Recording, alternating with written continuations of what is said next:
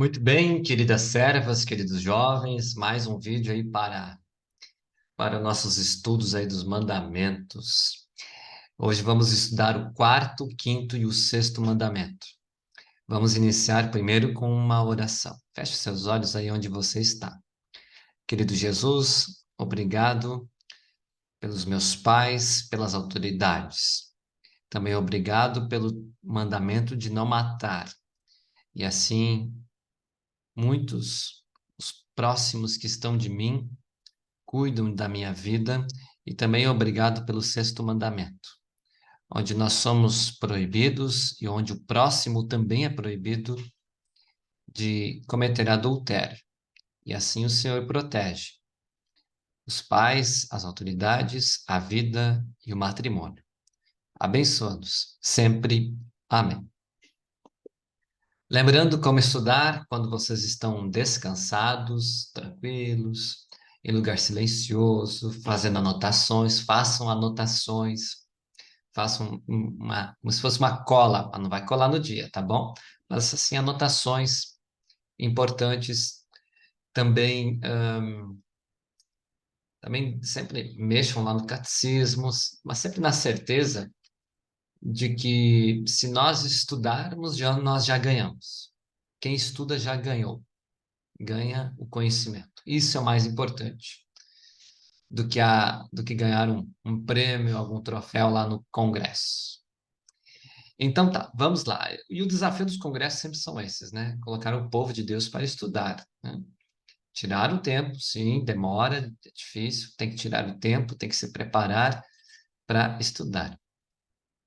Quarto mandamento: honrarás teu pai e tua mãe, para que vás bem e vivas muito tempo sobre a terra. Devemos temer e amar a Deus e, portanto, não desprezar nem irritar nossos pais e superiores, mas devemos honrá-los, servi-los, obedecer-lhes, amá-los e querer-lhes bem. Então, o quarto mandamento fala dos pais e das autoridades. Deus exerce essa autoridade e se utiliza de pessoas no lar, na escola, na igreja, no trabalho, no país para dirigir a nossa vida. Os pais estão no lugar de Deus, são representantes de Deus, junto aos filhos. E em conjunto com as demais autoridades, eles servem como instrumentos para que tenhamos uma vida boa e longa. Então, quem são nossas primeiras autoridades? Os pais. Os pais têm que exercer essa autoridade, né? Os pais são os chefes da casa, do lar, não são as crianças. Em algumas casas, crianças de 8, 10, 12 anos mandam mais que os pais. Está errado. Então, nós temos aqui um esquema, Deus, então a autoridade suprema, ele dá o pai e a mãe como nossa autoridade. A gente pensa em autoridade, a gente pensa lá no presidente, não, né? A primeira autoridade é o pai e a mãe. Então, depois nós temos autoridades na igreja, na escola, no trabalho, no governo e nós mesmos, né? Lutero sempre fala de três pais, né? Os pais da nação, os pais de casa e os pais né? Seria os pais que cuidam das crianças durante o dia, os professores, né? Três pais. Então, tudo isso aqui, né? Peço perdão aí pelo barulho. Tudo isso são os nossos pais, são nossas autoridades. Pais e superiores são todas essas pessoas que, como representantes de Deus, nos governam no lar, na escola, na igreja, no trabalho e no país, né? Se honramos, amamos e obedecemos aos pais e superiores, estamos fazendo isso ao próprio Deus, né? Nossos pais e superiores não devem ser desprezados nem irritados, né? Tem filhos que não obedecem a seus pais, que os tratam com desrespeito, que desprezam eles, que não querem ajudá-los em tarefas no lar e não querem cuidar deles quando estão doentes ou idosos. Esse quarto mandamento é para sempre. Há alunos que desobedecem e desrespeitam os professores, bagunçam na aula e irritam os mestres, né? Também, né, na igreja, há membros da igreja que não aceitam os ensinos bíblicos que os pastores lhe querem dar e desprezam-nos. né? Aqui a ideia aqui que o pastor também é uma autoridade. Quem dá essa autoridade é Deus que veste de autoridade. E quem reconhece é a igreja. Ele, fulano de tal, é o nosso pastor. Há empregados que não seguem as ordens dos patrões. Há cidadãos que desobedecem às leis do país e desprezam os governantes. Deus ameaça castigar a todos os que desprezam e irritam seus pais e superiores. Na Bíblia nós temos alguns textos, né? Aqui está na nova tradução. Quem caçoa do seu pai ou despreza sua mãe, quando ela fica velha, será comido pelos urubus ou terá os olhos arrancados pelos corvos. A linguagem pesada, né? Assim, quem se revolta contra as autoridades está se revoltando contra o que Deus ordenou, e os que agem desse modo serão condenados. Romanos capítulo 13. Deixa eu dar uma paradinha aqui na apresentação. É muito importante pensar, né, que é interessante assim, né?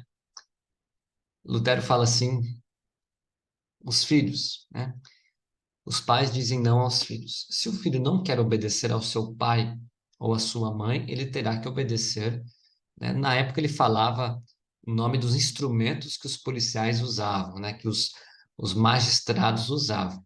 Ele vai ter que obedecer ao Estado. Então, se ele não ouve o não do pai e da mãe, ele vai ter que ouvir o não do policial. Você será preso, você será morto em países aí que tem, quem sabe, até a pena de morte, né? E aí a ideia é a seguinte, né? Mas não se pode matar, né? Daqui a pouquinho nós vamos ouvir no quinto mandamento, não se pode matar alguém. O Estado, de certa forma, ele tem autoridade para punir o mal, né? Não estou dizendo assim que o Estado tem que ter pena de morte, pelo contrário, mas ele tem autoridade. Então, o Estado ele pode prender alguém e deixar na cadeia durante anos. E o juiz que assinar isso não está pecando, porque ele é uma autoridade. Certo? Vamos voltar aqui então. Deus, com o quarto mandamento, quer que a ordem, né, esteja estabelecida. O que devemos fazer? Devemos honrar, servir, amar e querer bem os nossos pais superiores. Como diz o texto de Colossenses: Filhos, o dever cristão de vocês é obedecer sempre ao seu pai e à sua mãe, porque Deus gosta disso, Deus ama isto. Devemos honrar nossos pais, como dizem as Escrituras: respeite o seu pai e a sua mãe. E esse é o primeiro mandamento que tem promessa. Que promessa é essa? De uma vida longa, né? Vai viver bastante. Levítico: fiquem de pé na presença das pessoas idosas e as tratem com todo respeito e honrem a mim, o Deus de vocês. Eu sou o Senhor. Tratar bem idosos, os vovôs, as vovós. Sobre os empregados. Vocês, empregados, sejam obedientes aos seus patrões e os respeitem. Não somente os que são bons e compreensivos, mas também aqueles que os tratam mal. Olha que difícil isso, hein? Primeiro Pedro. É interessante pensar num jogo de futebol. Se o jogador de futebol ele ganha um mau salário, não é por isso, esse não é o motivo, não é a causa que ele vai começar a fazer gols contra. Pelo contrário, ele vai se esforçar mais para buscar o reconhecimento. Mas até um mau patrão, uma má autoridade eu devo respeitar. As autoridades, Romanos 13, lá tem um tratado. Obedeçam às autoridades, todos vocês, pois nenhuma autoridade existe sem a permissão de Deus, e as que existem foram colocadas nos seus lugares por ele. As autoridades são de Deus, mas Deus empresta sua autoridade para fulano, governador, presidente, deputado, e assim vai, né? Obedecer sempre, Deus quer que obedeçamos sempre, em tudo, a nossos pais e superiores. Mas deve o filho obedecer quando o pai lhe manda roubar? Deve o aluno obedecer quando o professor lhe manda agredir o colega? Devem os cristãos obedecer quando autoridades lhes proíbem estudar a Bíblia ou frequentar a igreja? Em Atos capítulo 5 foi o texto desses dias, mas eu estou gravando agora final de abril, né? Então Pedro e os outros apóstolos responderam: Nós devemos obedecer a Deus e não às pessoas, né? Convém antes obedecer a Deus do que aos homens. Não devemos obedecer quando os pais e superiores mandam fazer qualquer coisa que é contrária à vontade de Deus e à sua palavra. E a promessa, como diz Efésios, é como dizem as Escrituras, lá diz sobre a família: respeite o seu pai e a sua mãe. E esse é o primeiro mandamento que tem uma promessa, a qual é: façam isso, a fim de que tudo ocorra bem, corra bem para você e você viva muito tempo na terra. Ou seja, Deus promete a bênção, uma bênção especial de uma vida longa e feliz para aqueles que honram seu pai e a sua mãe. Cada dia Deus dá oportunidades de honrar, amar e obedecer a nossos pais e superiores. Vamos lembrar do amor de Jesus por nós. Com a ajuda dele, queremos amar nossos pais e superiores, assim como ele nos amou. O que Deus proíbe? Desprezar, irritar, nossos pais superiores. E ordena honrar, servir, obedecer, amar e querer bem. Querer bem a autoridade. Inclusive, aquela autoridade, nós vivemos num sistema democrático que, quem sabe, nós não votamos, né? Ou nós votamos, ou o vizinho não votou nele. Enfim, isso a cada 4 anos muda as opiniões. Mas não importa. Não importa quem que seja presidente ou governador. Eu devo amar, querer bem, honrar, orar para que dê certo, né, o que ele está fazendo ou ela está fazendo, né? Muito bem. Então, de uma forma bem fácil, o quarto mandamento fala das autoridades, tanto em casa como fora de casa. Leiam, especialmente Romanos capítulo 13. Vai ser importante, com certeza. Isso, de alguma forma, aquilo cai na prova, né? E Efésios capítulo 6 também é importante. Vamos adiante. Ó, estamos andando. Vamos para o quinto mandamento. Quinto mandamento eu tenho aqui no Word. Como é que é o quinto mandamento? Não matarás. Devemos temer e amar a Deus e, portanto, não causar dano ou mal algum ao nosso próximo em seu corpo, mas devemos ajudá-lo e favorecê-lo em todas as necessidades corporais. Ou seja, se Deus está protegendo no quarto mandamento as autoridades, a ordem, no quinto mandamento Deus protege a vida. E por quê? Vejam aqui no Salmo 119. É, ele, lá no Salmo 119, aliás, quero achar aqui, perdão, Salmo 119, versículo 73. Diz assim: as tuas mãos me fizeram e me formaram. Dá-me entendimento para que eu aprenda os teus mandamentos. Ou seja, as tuas mãos me fizeram. Salmo 139, 136 também vai falar isso. As tuas mãos me fizeram. Então, cada vida é importante. O mendigo da rua é uma vida preciosa. O bandido que matou 20 crianças, a vida dele é importante. A vida é um presente de Deus, é o sopro que Deus dá. E então em Êxodo nós temos o quinto mandamento: não mate, você não vai matar, não matarás. Deus dá a vida e somente ele tem o direito de tirá-la. Por isso Deus proíbe de matar. E nós não devemos tirar a própria vida. E muitas vezes esse tirar a vida, né? Nós sempre pensamos no suicídio. Nós temos aí Judas. Judas se enforcou, ele tirou a própria vida. Vou parar aqui um pouquinho. Judas se enforcou e foi para o inferno. Ele tirou a sua própria vida. Mas muitas vezes, o não matarás é para mim mesmo. Então, por exemplo, quando eu bebo demais, eu como algo que faz mal, ou deixo de fazer algo que deveria fazer, tomar o remédio certinho, estou, de certa forma, me matando. Quando eu trabalho demais, quando eu me mato trabalhando, né, quero abraçar o mundo, né, quando eu vejo, estou me matando também. Além disso, nós temos o que no direito se chama de homicídio culposo, sem a intenção de matar. Por exemplo,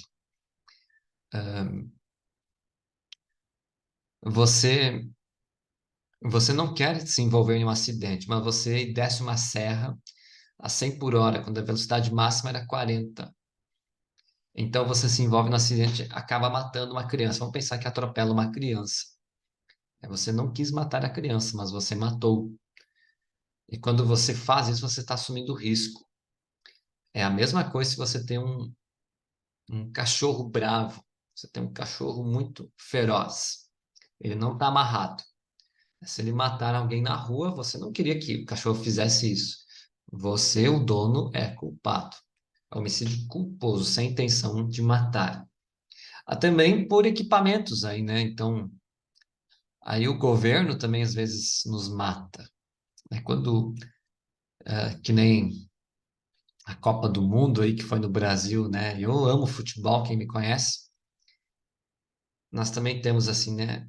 Um jogador falou, o Ronaldo falou, né? Copa do Mundo se faz com estádios e não com hospitais. O povo estava querendo hospitais, não estádio. Então, quando tem gente que não tem acesso à saúde, pagou muito imposto, a gente paga muito imposto, mas não tem acesso a um exame, uma cirurgia, a um medicamento que às vezes é caro, né? Mas porque o governo gastou dinheiro com outras coisas inúteis ou foi roubado o dinheiro, então o governo está matando. Sim, o governo mata as pessoas, né? Então, tudo isso faz parte do quinto mandamento: não matarás. Vamos voltar aqui para a apresentação. E o suicídio, então, também tem esse aspecto, né? Suicídio sempre será pecado. Sempre será pecado. Além disso, nós temos que pensar que muitas vezes uma pessoa está muito doente, desesperada, ela vai lá e se mata. E aí a gente chega numa conclusão assim: aquela pessoa foi para o inferno, certamente ela se matou, assim como Judas foi para o inferno. Judas foi para o inferno porque não acreditava mais em Jesus. Ele não foi para o inferno unicamente porque se enforcou. O enforcamento é pecado? Sem dúvidas. Sem dúvidas que é pecado. Mas ele se matou porque não acreditava mais em Jesus. Então nós não devemos tirar a nossa própria vida. Pelo contrário, devemos cuidar da nossa saúde, cuidar com os vícios, né? Cuidar com o álcool, cachaça, cerveja, drogas, né? Então tudo isso é importante. Nós também não devemos, então, obviamente, matar o próximo, né? Gênesis capítulo 9. O ser humano foi criado parecido com Deus. E por isso, quem matar uma pessoa será morto por outra, né? É o olho por olho, dente por dente. Nenhuma pessoa tem o direito de tirar a vida de outra pessoa, né? Aqui nós temos que pensar que Deus fala porque Deus era a lei naquele tempo. Hoje Deus usa o Estado. O Estado decide, né? Fulano matou alguém, vamos punir ele com 20 anos de cadeia. Tá certo. Somente as autoridades, como representantes de Deus, podem.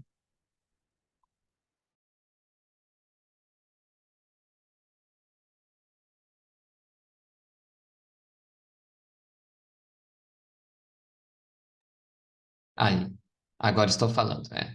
Cliquei aqui sem querer. Então, deixa eu voltar aqui. Somente as autoridades que têm, de certa forma, o poder, né, para fazer isso, né? Como diz aqui, eles podem tomar a vida ou castigar os criminosos. Veja um exemplo de Caim. Caim matou Abel, seu irmão. Aí Caim disse a Abel, o seu irmão, né, ao seu irmão, vamos até o campo. Quando os dois estavam no campo, Caim atacou Abel e o seu irmão e o matou, né? Também é crime mandar matar os outros. Veja que interessante. 1 João capítulo 3. Quem odeia o seu irmão é assassino. E você sabe que nenhum assassino tem em si a vida eterna. Então, o ódio contra alguém é assassinato. Eu odiar alguém é a mesma coisa que dar um tiro na pessoa, uma facada. Olha que interessante. Deus também ainda proíbe, né, machucar o corpo do próximo, tornar infeliz ou amargurar a sua vida, ou deixar de ajudá-lo quando passa necessidade. O maior exemplo disso é o bom samaritano, né? Primeiro passou, né, o sacerdote, o pastor. Depois passou o levita. O levita era um músico da igreja. Alguém tipo, como se fosse da diretoria. Depois né? E ele fingindo que não viram, não, tá ali morrendo, deixa ele ali, eu vou me incomodar. Depois veio o samaritano. O samaritano era o inimigo dos judeus. Ele socorreu a ele, né? Muito bem. Então, o que que Deus nos ajuda? Deus nos ordena a ajudar e favorecer o próximo em todas as suas necessidades. Romanos capítulo 12. Mas faça como dizem as Escrituras: se o seu inimigo estiver com fome, dê comida a ele. Se ele estiver com sede, dê a água, porque assim você o fará queimar de remorso e de vergonha. Ou seja, trate bem aqueles que tratam mal você, né? Cuidar dele, é uma vida também. Gálatas, que está escrito errado. Portanto, sempre que pudermos, devemos fazer o bem a todos, especialmente aos que fazem parte da nossa família na fé. Então, devo ajudar a todos, mas de forma especial aqueles que estão em nossa igreja. Efésios capítulo 4, pelo contrário, sejam bons e atenciosos uns para com os outros e perdoem uns aos outros, assim como Deus, por meio de Cristo, perdoou vocês. Devemos ser bondosos, pacientes, né? E aqui nós temos a história do bom samaritano também. Muito bem. Deixa eu parar aqui um pouquinho. Então, de uma forma geral, no quinto mandamento, Deus protege a vida. Tem tantas outras coisas ainda. O aborto também é um pecado. Você está matando uma criança que ainda não nasceu, mesmo que seja uma substância, mesmo que não tenha forma ainda, como diz o Salmo, né? Já é uma vida. Já é uma vida. O aborto, também quando eu insulto alguém, quando eu xingo alguém e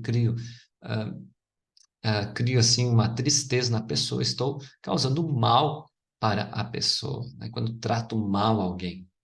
Tanto em casa, geralmente em casa que é mais fácil matar. A gente mata quem está próximo, não quem está longe. Então, às vezes, as coisas começam em casa. Quinto mandamento, Deus protege a vida como um todo. A vida como um todo, não somente o aspecto físico, e a nossa vida também. E como é bom o quinto mandamento. Então, ele freia a maldade, ele me protege também. Porque o meu vizinho também tem o quinto mandamento. E se ele me matar, ele sabe disso, que existem autoridades que vão punir ele, né? Que vão punir. Então, Deus protege a honra, as autoridades no quarto mandamento. Não, a honra é lá no oitavo. No quarto mandamento, Deus protege os pais, as autoridades. Quinto mandamento, Deus protege a vida. E no sexto mandamento, Deus protege o quê? O casamento. O casamento, o matrimônio. Vamos lá. Deixa eu abrir aqui. Sexto mandamento, então não cometerás adultério, tá? Lento, computador. Aqui. Não cometerás adultério. O que significa isso? Devemos temer e amar a Deus e, portanto, viver uma vida casta e decente em palavras e ações. E cada qual ame e honre seu consorte. Lembrando, os mandamentos estão no Inário, no tijolinho, página 90, mas baixem também o aplicativo do Catecismo Menor CPH. Lá tá certinho tudo, né? Vida casta em castidade, em santidade, né? Cada qual ame e honre seu consorte. O que que é consorte? É cônjuge, marido ou esposa, né? Então, você já deve ter assistido a uma cerimônia de casamento, né? Foi muito bonita. As pessoas, quando casam, querem ser felizes e viver juntas por toda a vida. Mas, por causa do pecado, as coisas às vezes ficam diferentes do que se espera. Então, hoje, um grande número de casais se divorcia ou separa. Moças e rapazes querem viver juntos sem se casar, né? O famoso se juntar. E até mesmo a união estável. A união estável tem um problema muito grande, que ela é mais uma ideia de um test drive. Vamos ver se dá certo. Se der errado, a gente separa. Não, casamento é coisa séria.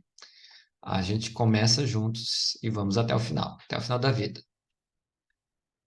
Voltando ali, muitos livros, revistas, sites da internet que falam sobre sexo e apresentam figuras de mulheres e homens sem roupa, né?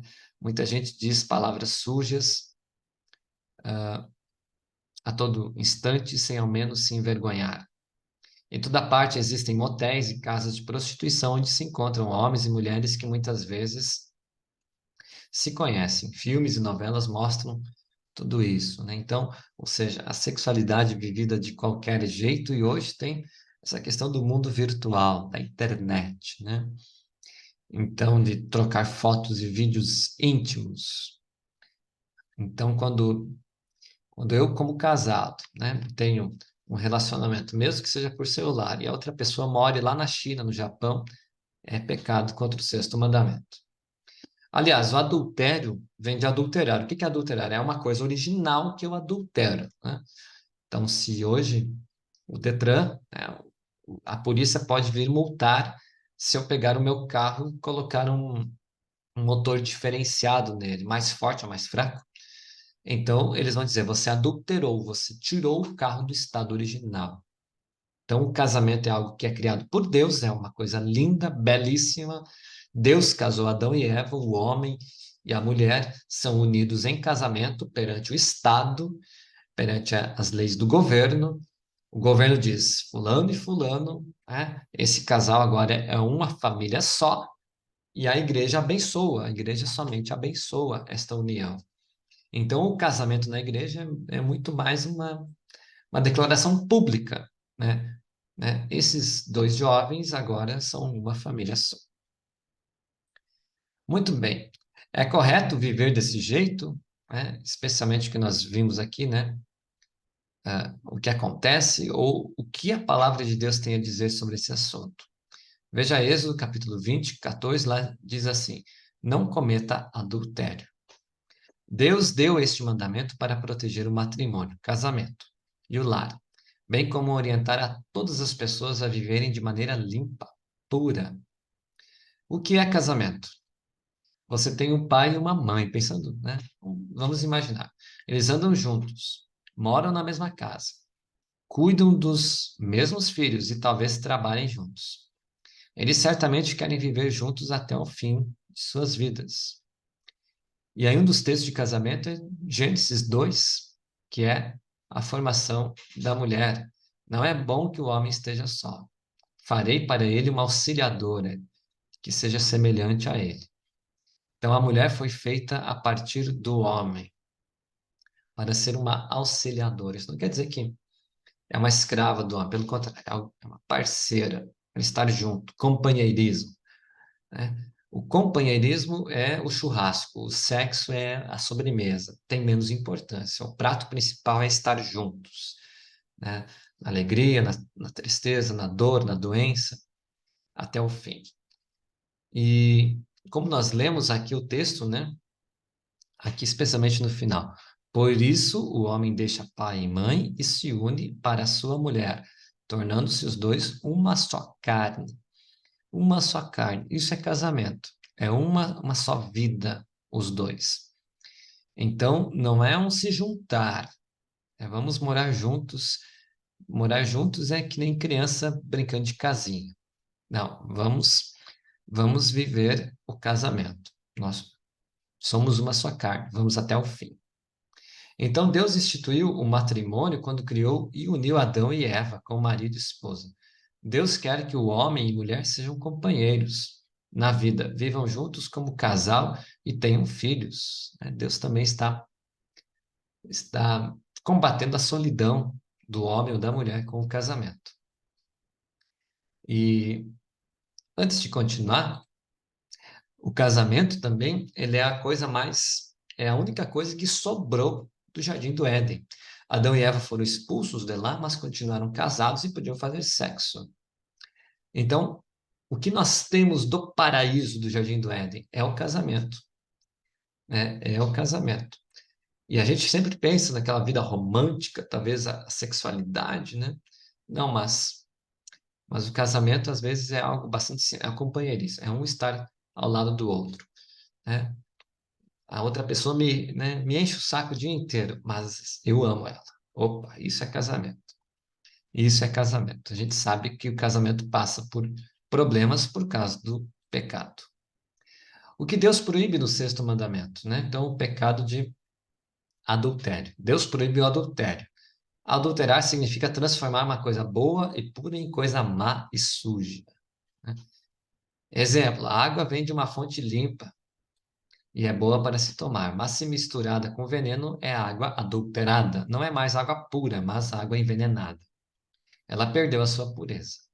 No sexto mandamento, Deus adverte para não sujar o matrimônio, o sexo e a vida das pessoas. Neste mandamento, Deus protege o matrimônio, o lar e as pessoas de se tornarem adúlteras. Vamos adiante. Martinho Lutero explica o sexto mandamento. Devemos temer e amar a Deus e, portanto, viver uma vida casta e decente em palavras e ações. Cada qual ame e honre seu consorte. Então, alguns textos bíblicos, por isso o homem, né, Jesus falando, deixará o seu pai e a sua mãe e se unirá à sua mulher, tornando-se os dois uma só carne, uma só vida, um novo lar, uma nova família. De modo que já não são mais dois, porém uma só carne. Portanto, que ninguém separe o que Deus ajuntou, uniu. Deus proíbe a separação do casal, pois é uma união feita e abençoada por ele. Mateus 19, eu, porém, lhes digo, quem repudiar, mandar embora, digamos, a sua mulher, não sendo por causa de relações sexuais ilícitas, ou seja, a, né, a mulher quebrou alguma coisa dentro de casa, bateu o carro do marido, né? Vamos pensar hoje em algo mais do dia a dia, né? Então, se ele mandar embora e ele casar com outra, comete adultério. Ele ainda está vinculado a outra que mandou embora. Então, Deus proíbe que um homem casado, uma mulher casada, viva junto com outra mulher ou outro homem, bem como proíbe que pessoas não casadas tenham relações sexuais. Então aqui entra os solteiros. Solteiros podem pecar contra o sexto mandamento? Pode, por meio das relações sexuais. Relação sexual é coisa de casado, é para os casados, né? Então, jovens, é difícil se segurar, mas se segurem, se guardem, né? Que o sexo no casamento é sexo abençoado por Deus. Muito bem, o divórcio, então, na verdade, como diz ali, o divórcio pode acontecer quando houver adultério ou abandono. O divórcio nada mais é do que você proteger a vítima, né? Liberar a vítima, né? Uma pessoa divorciada um dia pode se casar de novo. Seu marido lhe traiu, seu marido lhe batia, enfim, né? Mateus capítulo 5, eu, porém, lhes digo que todo o que olhar para uma mulher com intenção impura já cometeu adultério com ela no seu coração. Ou seja, ter o desejo de possuir uma mulher, olhar para ela com intenções sujas, é adultério perante Deus. Comete-se adultério quando se tem pensamentos e desejos de praticar o sexo com intenções pecaminosas. Então, o diabo usa diversos meios para colocar tais pensamentos em nossa mente. Filmes, programas de televisão, revistas, roupas indecentes. O diabo pode usar isto, né? Efésios capítulo 4, não saia da boca de vocês nenhuma palavra suja, mas unicamente a que for boa para edificação, para construção, conforme a necessidade, e assim transmita graça aos que ouvem. Comete-se adultério quando se usa a palavra suja, se ouve ou conta piadas indecentes, né? Segundo Timóteo, Timóteo é um pastor, jovem, recebe instruções de Paulo, fuja das paixões da mocidade. Siga a justiça, a fé, o amor e a paz, com os que de coração puro invocam o Senhor. Então, Deus proíbe procurarmos lugares, coisas e companhias que provocam em nós pensamentos, palavras e ações vergonhosas e pecaminosas. Então, o sexto mandamento fala tanto a pessoas casadas como solteiras. Um auxílio para não pecar. Veja o exemplo do jovem José, em Gênesis 39. Né? A mulher queria pegar ele lá, né? A mulher do Potifar, uma espécie de prefeito. E ele não fez isso, né? Ele se manteve, né? Ninguém ia ficar sabendo. Lá diz que José era um homem bonito, um jovem bonito. E a mulher do Potifar, com certeza, era uma mulher bonita, também bem cuidada, não precisava trabalhar no sol, caminhar no deserto. Mas ele se conteve e ele foi abençoado por Deus por causa disto. Então, para lutar contra o pecado do sexto mandamento, o adultério, nosso coração sempre de novo tem desejos pecaminosos. Às vezes não conseguimos evitar que venham à nossa mente desejos e pensamentos sujos. Devemos, porém, lutar para combater a impureza com a ajuda de Deus. A sua palavra, a oração, o trabalho, o esporte, os amigos cristãos nos ajudam a evitar a impureza. Ou seja, né, se eu quero lutar contra o adultério, não vou num baile funk, quem sabe, sozinho. Né? Fica em casa.